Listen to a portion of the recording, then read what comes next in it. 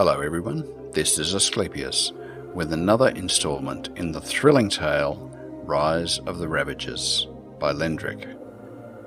Background music, Testing the Waters by Smart Sound. Chapter 3, Breakfast Blues. Secluded cave, Serpent's Spine Mountains, overlooking Lake Equitas. 2 weeks later. Glendril glanced up. The rain appeared to be stopping. Looking out of their makeshift shelter, Alexius was sound asleep, and the rain had stopped the constant downpour to become a soft drizzle. Unfortunately, that just mirrored the sour mood Glendril was already in, and what he wouldn't give for some sunshine to brighten his spirits. They had been on the road for several weeks now, following Slephania south, moving through the ogre lands and into the human realms. This made Glendril very nervous, and it was officially now the farthest he had ever ventured from his forest home. They were almost out of food though, and would need to go on another hunt soon, or starve. Glendril's thoughts invariably always turned back to Slephania and the events surrounding her departure. The slap had definitely confirmed Glendril's suspicions that some dark force was at work behind the scenes. Although he never really got to know her before the book began its dark influence, Glendril just sensed that the carefree young girl he had first met in the market would not be someone prone to violence had someone hidden a book on them. Well, a normal book. The one in question was definitely not normal. Glendril could almost sense an evil presence about the tome, much like if it were somehow alive or possibly sentient.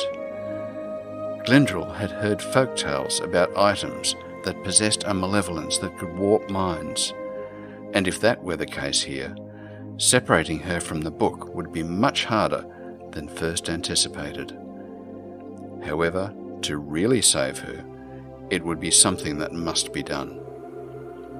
Alexius began to stir, so Glendril started to prepare a meal, fried back the last pieces from a wild tundra boar they slew, and 3 quail eggs that were pilfered from the nest.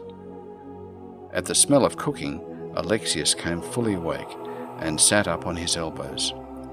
"How long was I out?" Alexius asked. "Better part of the night. The rain looks like it's easing up," Glendril replied, pushing the food around in a tin cookpot, the meat sizzling and letting out a fresh aroma that made them both sigh, and drool threatened to escape their mouths. Standing up and stretching, Alexius walked to the darkened rear of the cave and relieved himself. Whilst he was doing that, he spoke over his shoulder. "So, what's the plan for today?" "Well, we should reach Brittany within the day. I guess once we get there, we find what those humans call an inn and stay the night there. It would beat sleeping on the hard rock. Then, once rested, we start inquiries about Slephania's whereabouts," Glendril said. Alexius sighed and then put on a pensive look, as if he were about to repeat something that he had grown tired of saying. "Glen, have you considered the possibility that she doesn't want to be found?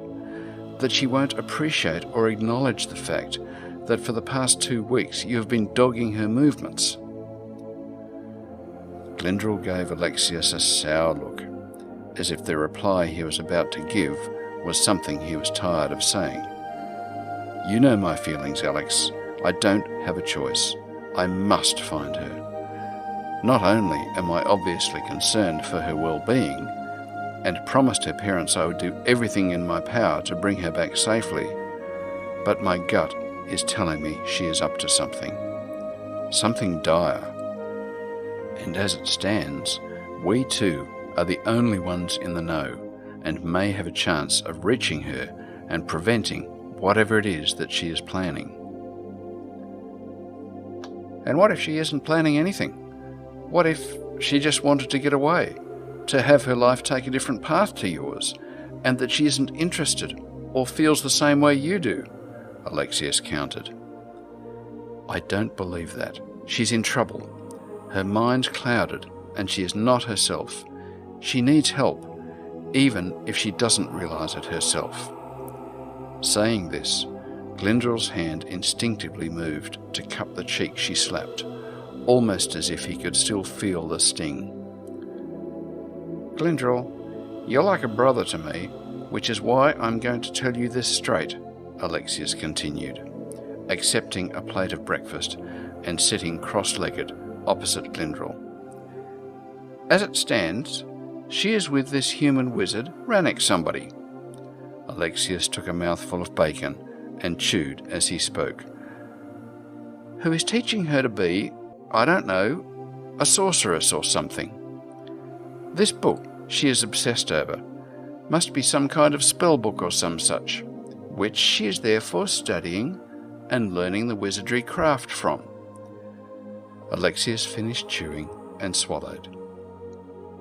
Glendrill just sat there, a forlorn expression on his face, picking at his food, but not interrupting, and letting his friend say his piece. So, for all intents and purposes, she is left with him to further her studies. There is no danger to her, and no nefarious reason for her to run off. Hence, why she would not care for you coming after her, Alexius finished, hoping his words had mollified Glendrill. Instead, Glendrill glared at his friend defiantly. I'm telling you, something is not right. I know I told you that I love her, and I do, but that is not the only reason for me going after her. It's that book. It's not just any normal book, spell book or otherwise. You weren't there, in her room with the book. It was just me and the book. It was then I knew without a doubt that it was evil. Evil personified. I could almost taste it, like sulphur in the air. I choked back my saliva and stared at the book, and it felt like it was staring back at me, into my soul, and I felt scared. Not just for Slovenia, but for the world, for all of the Novian Island. Wherever this book came from, it should never have been found. I can't change that now, though. She has it with her. You should have seen the expression on her when I had moved the book. It went beyond obsession into something indescribable. It was like she was possessed. Maybe she is. Maybe that's what the book's done to her. Either way, all I know is that I have to help her, no matter what. But to do that, we need to catch up with her and somehow get her firstly away from this human's influence and then the book. Glendrill stopped, stood up and stretched, walking to the cave entrance and looking out over the green fields of Palladus Plains, farmland outside Brittany, the sun sparkling off Lake Equites like diamonds. Diamonds like Diamond Falls, back home in the forest, which only made Glendrill all the more depressed. Far into the distance, Glendrill could see the spires of Lord British's castle in the city of Brittany. The majestic walls of the castle and the sheer magnitude of its parapets. Leaning against the cool stone, Glendrill looked out and felt hot tears streaming down.